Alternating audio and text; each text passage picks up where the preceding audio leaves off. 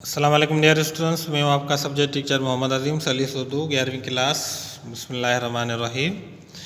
ہم نے جو ہے نا ایران کا جھگڑا کے بارے میں پڑھا تھا کہ ہم نے اس کی پڑھائی بھی کرنی ہے، اس کے سوالات بھی حل کرنے ہیں۔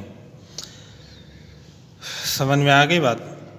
اب آگے جو ہے نا ہر چند بھوک پیاس، یہ جو ہے نا آگے آپ کو نظر آ رہا ہے قواعد۔ اب قواعد ہم پڑھیں گے۔ ہر چند بھوک پیاس تھکن سے تنگ ہوتے ہیں مگر ایک دوسرے پر اعتبار نہیں۔ اس جملے میں ہر چند کی جگہ اگرچہ رکھ دیں تب بھی مطلب میں کچھ فرق نہ ہوگا۔ معلوم ہوا کہ ہر چند اور اگرچہ کے ایک ہی معنی ہے، اور جب یہ استعمال ہوتے ہیں تو ان کا جواب مگر اور لیکن والا جملہ ہوتا ہے۔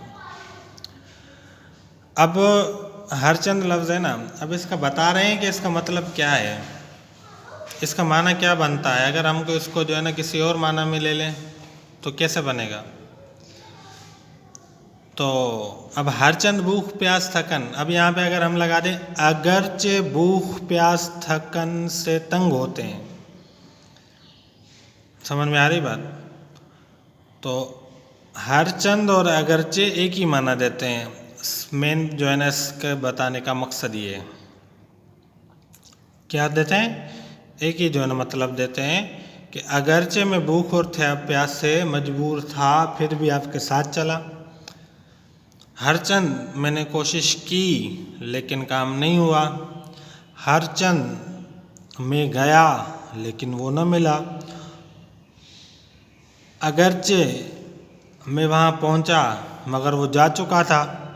اب آپ نے ان جملوں میں سنا کہ جب یہ جملہ آگے استعمال ہوتا ہے، ان کے معنی ایک ہوتے ہیں، ہر چند ہو یا اگرچہ ہو، جب یہ استعمال ہوتے ہیں تو ان کا جواب مگر اور لیکن والا جملہ ہوتا ہے۔